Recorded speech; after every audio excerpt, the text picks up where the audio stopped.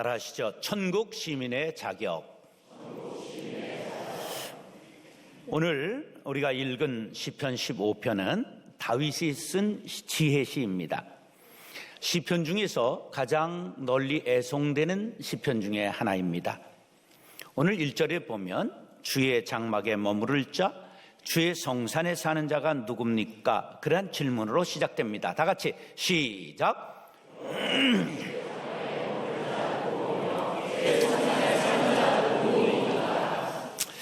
주의 장막은 제사를 드리던 예배의 장소지요. 주의 성산은 시온산을 뜻합니다. 그런데 본래 장막이 시온산에 있었던 것이 아니에요. 처음에 실로라고 하는 곳에 있었습니다. 그러다가 엘리 제사장 때에 블레셋과의 전쟁이 있었는데, 옛날 고대 전쟁은 신과 신의 전쟁이에요. 그러니까 자기 신을 앞세우고 전쟁에 나갑니다. 그래서 이 엘리의 아들 홈니와 비느하스가 이제 언약궤를 메고 전쟁에 나갔다가 블레셋에게 지지요. 그래서 언약궤를 빼앗겨요. 그러니까 언약궤 없는 장막은 안고 없는 뭐죠? 찐빵과 같은 거예요. 왜냐하면 장막이 중요한 것이 아니고 언약궤가 중요해요. 언약궤는 하나님이 임재하시고 있다는 상징이에요. 자, 그러면 건물이 중요한 것이 아니고 하나님의 영인 성령이 임재하시는 것이 중요한 거예요. 그런데 요새 교회 싸움이 나면 갈라서지 않고 뭐를 위해서 싸워요? 교회 빼앗기 싸움을 해요. 천하의 어리석은 일이에요. 교회는 싸움박질 나면 성령이 떠나세요. 그렇기 때문에 그 하나님이 계시지 않은 빈 건물을 가지고 싸우는 거예요. 천하의 어리석은 거죠. 이제 블레셋 사람들이 이 언약궤를 뺏어가지고 전리품으로 그 아스돗에 있는 다곤 신전, 자기의 신전에다가 바쳤어요. 다곤신이 어떻게 생겼는가 볼까요? 그런데 그 다음날 제사를 드리려고 가보니까 지진이 났나? 다곤신이 넘어져 있는 거예요. 그래서 이제 바로 세워놨어요. 그 다음날 다시 제사 드리러 들어갔더니 이번엔 넘어져 있는 정도가 아니라 저 손목이 다 잘라져 있는 거예요. 여호와가 진노하셨구나. 이들이 깨달았어요. 그런데 그냥 아스도에 전부 종기 재앙이, 독종이 퍼져가지고 사람들이 열이 나고 끙끙 앓고 종기 짜느라고 이명래 고약, 조고약이 다 팔렸다는 얘기가 있어요. 그렇게 되니까 이들이 이거 큰일 났구나. 그래서 가드로 언약궤를 보냅니다. 근데 가드에도 종기 재앙이 임했어요. 그렇게 되니까 이들이 에그론으로 보냅니다. 그때 에그론 사람들이 왜 우리에게 이런 걸 보내느냐 난리를 치니까 할 수 없이 수레를 새로 만들고, 그리고 언약궤를 수레에 싣고 젖이 뚝뚝 떨어지는 암소 2마리에게 수레를 지게 해서 베세메스라고 하는 이스라엘의 마을로 가게 합니다. 근데 묘한 것은 뒤에서 송아지가 음메 엄마 젖 달라고 막 우는데 이 눈물을 뚝뚝 흘리는 암소 2마리가 뒤를 절대 뒤돌아보지 않고 눈물을 흘리면서도 쭉 베세메스로 올라갔다. 여기서 사명이라는 게 나타나는 거예요. 사명을 가진 자는 눈물을 흘리면서도 사명의 길을 가야 된다. 할렐루야. 자, 그런데 베세메스 사람들이 언약궤가 우리의 마을에 왔대. 그래가지고 가서 언약궤 뚜껑을 열어보다가 70명이 급사를 맞아 죽었어요. 구경꾼 신자는 천국에 가지 못한다. 그래가지고 일크 하고서는 그들이 다시 기럇 여아림이라고 하는 곳으로 보냅니다. 거기 아비나답이라고 하는 신앙 좋은 사람이 자기 집에 언약궤를 모시고 이 아비나답의 아들 엘리아살이 자그마치 20년간이나 언약궤를 자기 집에 모셨어요. 그 후에 다윗이 왕이 되고 이제 시온산을 정복하고 그곳에다가 성막, 텐트로 된 겁니다. 성막을 만들고 거기다 언약궤를 모시게 됐어요. 그러니까 오늘 성경은 시온산이라는 말이 나오고 성막이라고 하는 말이 나오는 걸 봐서 다윗 왕이 된 후에라고는 하는 것을 알 수 있죠. 성전이라는 말은 언제부터 나와요? 솔로몬이 성전을 지었어요. 그래서 그 중간의 일이라고 하는 것을 알 수가 있습니다. 그러면 영적으로 장막과 성산은 하나님이 계신 곳, 천국을 의미합니다. 그러면 누가 천국에 들어갈 수 있느냐? 계시록은 이렇게 말하지요. 노란 글씨만 시작. 자, 천국에 누가 들어가요? 어린 양의 생명책. 어린 양에 대해서 처음 나오는 이야기는 아브라함이 모리아 산에서 아들 이삭을 바치잖아요. 그때 어린 양에 대해서 처음 나옵니다. 노란 글씨만 시작.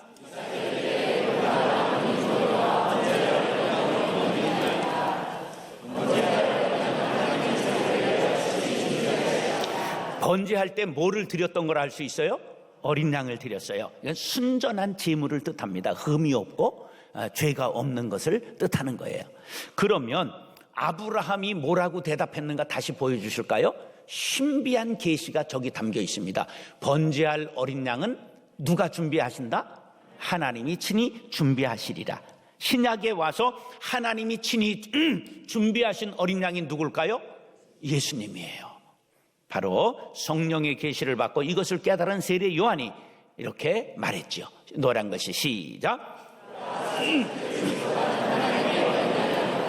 어린 양 예수님의 생명책에 이름이 기록된 사람들만 천국에 들어갈 수 있다. 계시록에서 말씀했죠. 생명책이 뭡니까? 어린 양 예수 그리스도의 피의 공로로 말미암아 의롭다 인정하심을 받아 장차 새하늘과 새 땅 즉 천국에 들어갈 수 있는 하나님의 자녀들의 이름이 기록된 책을 뜻합니다. 계시록 20장 15절에 시작. 사랑하는 형제 자매 여러분, 주의 성산이 있는 장막에 들어가시기 바랍니다. 어린 양의 생명책에 이름을 올리고 새하늘과 새 땅 곧 천국에 들어가게 되시기를 바랍니다. 오늘 말씀 속에서 은혜 받고 천국 시민으로서 새로운 삶을 살 수 있게 되기를 예수님의 이름으로 축원합니다. 따라서 양심이 살아있는 사람, 어떻다는 거예요? 천국 시민의 자격 첫 번째가 뭐라고요? 양심이 살아있는 사람. 양심이 있다 없다 털났다 이야기를 하죠. 양심은 뭐냐? 선악을 판단하고 선을 명령하며 악을 물리치는 도덕 의식을 뜻합니다. 양심에 대한 신학적 이해는 하나님의 형상으로 지음받은 데서 기인되며 비록 타락했다 했더라도 여전히 인간 안에 내재해 있는 하나님의 음성이 양심입니다.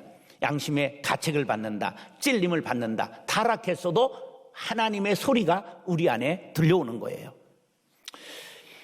인간에게 보편타당한 도덕의식을 제공하는 것이 양심입니다. 그래서 윤리학, 특히 기독교 윤리학에서 열쇠와 같이 중요한 역할을 하는 게 뭐냐? 양심이에요.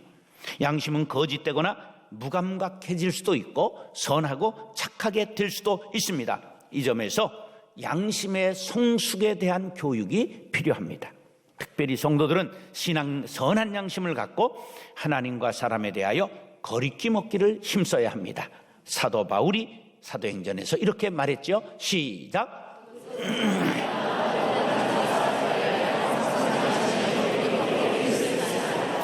사도 바울이 벨릭스 총독 앞에 서서 신문을 받을 때 당당하게 하나님과 사람에 대하여 항상 양심에 거리낌 없기를 나는 힘씁니다. 당당하게 말했던 내용이지요. 성도들은 하나님과 사람들 앞에 양심의 거리낌 없이 살기를 힘써야 할 것입니다. 오늘 본문 말씀은 주의 장막에 머무를 자, 주의 성산에 사는 자에 대하여 2절 시작.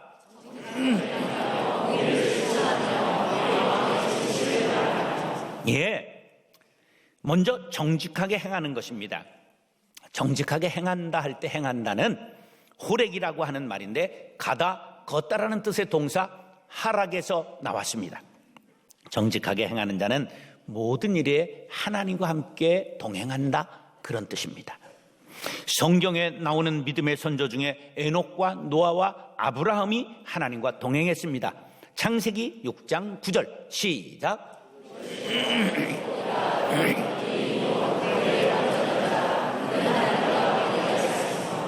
하나님과 동행하며 정직하게 사는 일이 어렵기는 하지만 아주 불가능한 것은 아닙니다.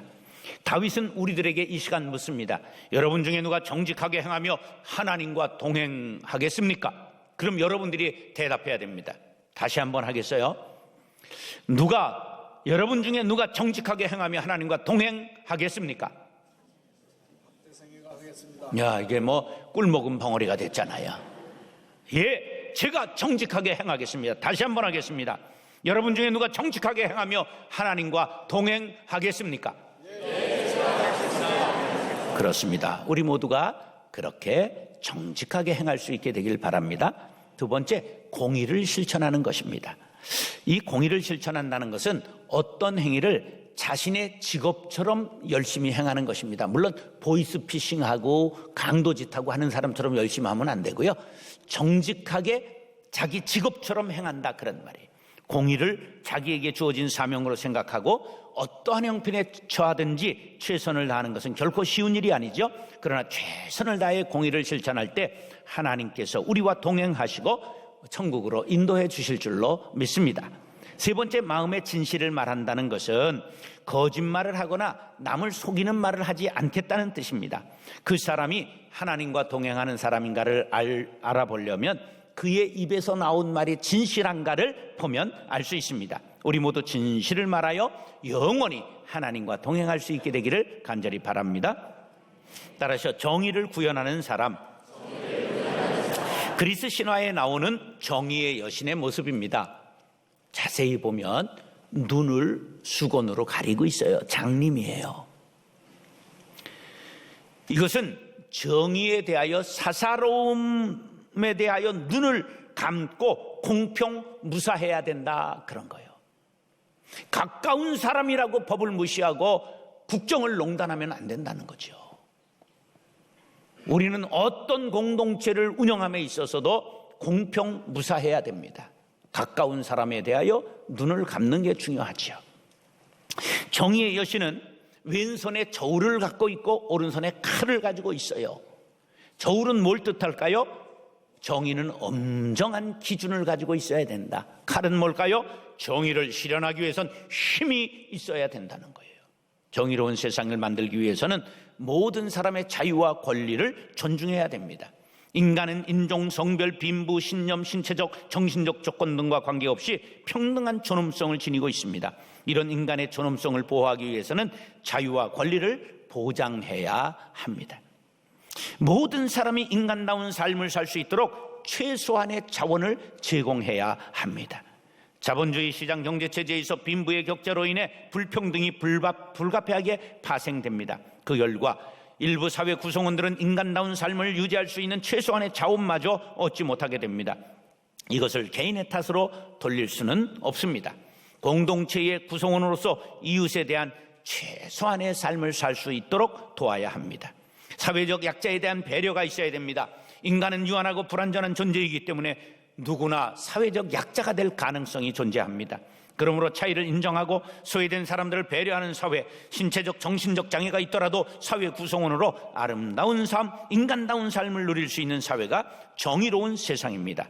하나님의 자녀들은 그런 세상을 만들기 위해 힘써야 한다고 3절은 이렇게 말씀합니다. 시작!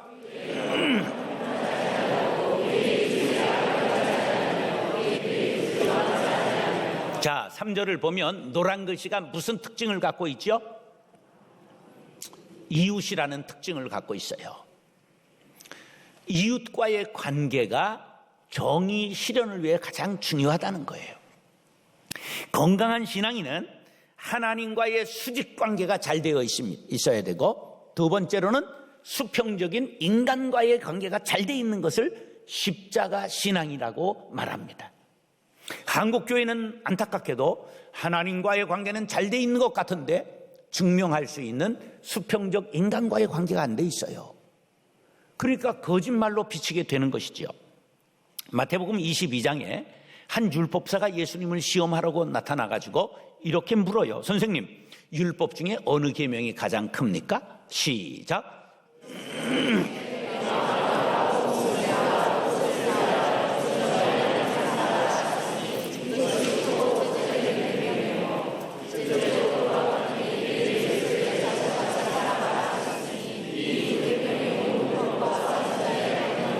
자, 온 율법과 선지자의 강령이 이 두 계명 속에 들어있다. 전 성경의 정신이 이 두 가지예요.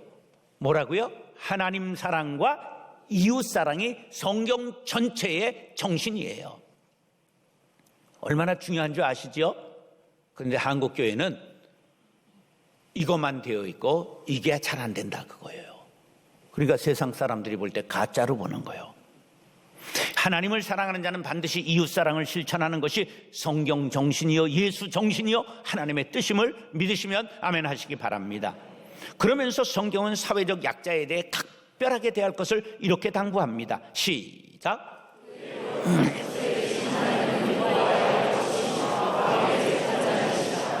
예, 우리 모두가 이웃과의 관계에서 늘 약자를 잘 돌보겠습니다 다짐하시는 시간이 될 수 있기를 간절히 축원합니다. 그런데 이 사회정의 실현에 이웃과의 관계 말고 한 가지 또 중요한 게 있다고 5절이 이렇게 말씀합니다. 시작.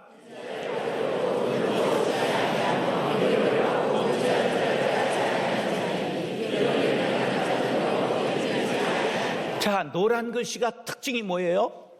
돈이에요. 물질 사용에 대해 말씀하는데 우리는 청교도 정신을 가지고 있는 개신교들이에요. 정당하게 땀 흘려 돈을 벌고 먼저 하나님 앞에 드리고 두 번째로 이웃에게 나누고 세 번째 자신을 향해 쓰는 것이 바로 청교도 정신입니다. 물질은 정당하게 땀 흘려 벌고 불로소득 일확천금을 꿈꾸면 안 됩니다. 사도 바울은 우리들에게 이렇게 당부했지요. 시작.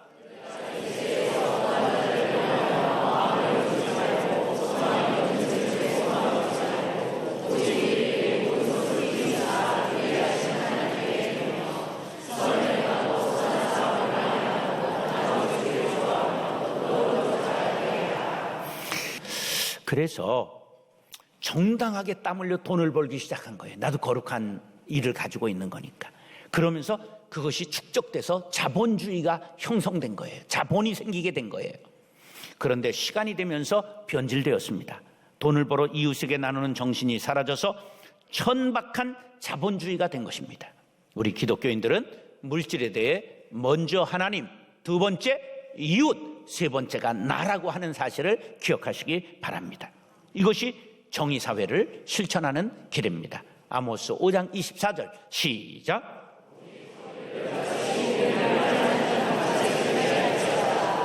믿음의 사람들은 세상의 풍조에 휩쓸려 떠내려가면 안 됩니다.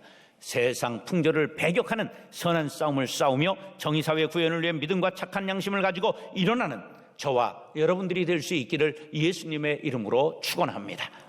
따라서 가치관이 바른 사람. 가치관이란 인간이 삶이나 어떤 대상에 대하여 무엇이 좋고 옳고 바람직한 것인지를 판단하는 관점입니다. 그런데 개인마다 사회마다 각각 다릅니다. 그리스도인들의 가치관이란 옳고 그름을 결정하는 최종 결정권자가 하나님이심을 인정하는 것입니다. 그러므로 하나님의 말씀인 성경을 세상의 법 위에 놓는 것을 바로 그리스도인의 가치관이라고 말합니다. 그러면 성경의 법의 정신, 아까 앞에 이대지에서 말씀했죠? 성경 법의 정신이 뭐예요? 첫째, 하나님 사랑, 두 번째, 이웃 사랑인 거예요. 하나님을 사랑하는 자는 이웃을 내 몸과 같이 사랑하라는 말씀입니다. 부의 불균형을 바로잡고 굽은 것을 바르게 하며 억울한 사람을 신원해주고 약자를 돌아보며 정의가 강물처럼 흐르는 세상을 만드는 것입니다. 최근에 기독교적 가치관을 표방한 기업의 계열 회사가 아르바이트생들의 그 임금을 떼어먹은 것이 사회적으로 큰 논란이 되고 우리들에게 부끄러움을 안겨주었습니다. 이런 일이 그 회사만의 문제가 아니라 우리 교회, 우리 직장, 내 속에도 들어와 있다면 반성하고 우리는 고쳐야 합니다. 날마다 내가 성경적 가치관에 맞게 살아가는가 생각해 보지 않으면 사달이 나는 것입니다. 미국의 트럼프 대통령이 많은 기독교인들의 지지를 받아 당선되었습니다. 그러나 그의 살아온 행적을 보면 과연 기독교적인 가치관과 부합한 삶이었나 의구심을 떨쳐버릴 수가 없습니다. 대통령 선거 과정과 취임식에서 했던 말 한마디 한마디가 기독교적 가치관을 담고 있었느냐 의구심이 듭니다. 전혀 아니지요. 지금 대통령 취임 후에 세계가 혼란에 빠집니다. 동성애 하나를 반대한다고 그 사람의 행동 전체가 기독교적이라고 말할 수 있을까요? 다음 우리나라 대통령 뽑는 일에도 기독교인이기 때문에 그 사람 뽑아야 된다, 그런 천박한 주장에 귀 기울이지 마시기 바랍니다. 그 사람의 가치관이 어떤 것인가를 잘 살펴보아야 합니다. 분열시키는가, 통합시키는가, 편을 가리려는가, 치유하려는가, 지금은 조금 배가 고프지만 참고 이런 방향으로 나가면 반드시 된다고 국민을 설득하는 미래지향적인 지도자인가, 아니면 당장 배부르게 해주겠다고 국민을 미혹하는 사람인가를 분별해야 합니다. 오늘 본문은 우리들에게 이렇게 가치관에 대해 말씀합니다. 4절 시작.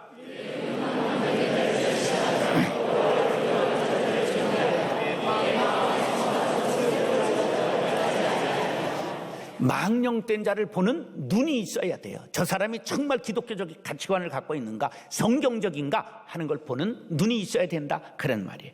그런가 하면 하나님을 두려워하는 사람을 높일 줄 아는 겸비한 마음을 가져야 한다. 그 다음에 함부로 약속하지 않지만 약속한 건 사람이나 하나님 앞에 반드시 해로와도 지키는 사람, 그런 사람이 천국 시민의 자격을 갖는 것입니다. 세상에서 신 많다고 돈 많다고 학력이 높다고 가문이 좋다고 출세하는 것 같지만 지켜보세요. 그런 사람은 다 여름에 돋는 풀과 같이 서리 내리면 사라지고 마는 것이지요.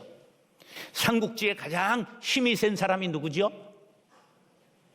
그 삼국지도 안 보셨어요? 여포입니다. 여포는 얼마나 힘이 센지 유비, 관우, 장비 세 사람이 달려들었는데 하루 종일 싸우고 승부를 못 냈어요. 장비가 100만 대군을 장판교에서 막았는데 얼마나 여포가 센 사람인지 몰라요. 그런데요, 정원이라는 사람의 양자로 처음에 무대에 나와요.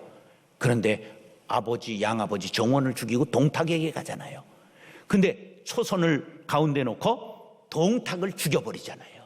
양아버지 둘을 죽인 놈이요.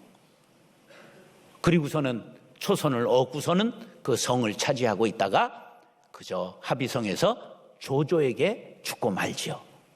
그래서 역사에서 여포, 힘만 세고 생각 없는 사람의 대명사가 되고 만 것입니다. 힘이 세다고, 권력 있다고, 돈 많다고 성공하는 것 아닙니다. 바른 가치관을 가져야 합니다. 심지가 견고한 사람, 기독교적인 가치관을 가진 사람은 어떤 경우에든지 하나님을 먼저 생각하고 하나님의 말씀이 판단의 근거 기준이 되어야 합니다. 세상 사람들이 힘세고 돈 많고 권력을 가지고 있으면 그 앞에 굽실거리지만 바른 가치관을 가진 사람은 하만 앞에서도 절대 머리 숙이지 않았던 모르드게와 같이 절개가 있는 사람입니다. 서원한 것은 반드시 입다와 같이 해로울지라도 바치는 사람이죠. 입다는 이 천민 출신 아닙니까? 산족 출신인데 장수가 돼서 나라의 적을 막아낼 때 전쟁에 나가면서 제가 이기고 돌아올 때 제일 처음 나오는 사람을 제물로 바치겠습니다. 근데 누가 나왔어요? 외동딸이 나온 거예요. 무남동료 외동딸을 제물로 눈물을 흘리며 바쳤던 입다. 그는 비록 천한 사람이었지만은 함부로 서원하지 말라는 우리에게 교훈과 함께 서원한 것은 해로울지라도 반드시 지켜야 한다는 교훈을 남기게 된 것입니다. 마가복음 3장 35절 시작. 그리스도인은 인종, 국가, 이념을 넘어 하나님의 뜻, 다시 말해 기독교적 가치관으로 하나 된 형제요 자매입니다. 사랑하는 형제 자매 여러분, 하늘나라의 가치관을 가지고 사는 사람을 존귀하게 여기고 그런 사람과 손을 잡고 하나님이 원하시는 천국과 같은 세상 만들고 영원한 천국에 들어가게 되시기를 예수님의 이름으로 축원합니다.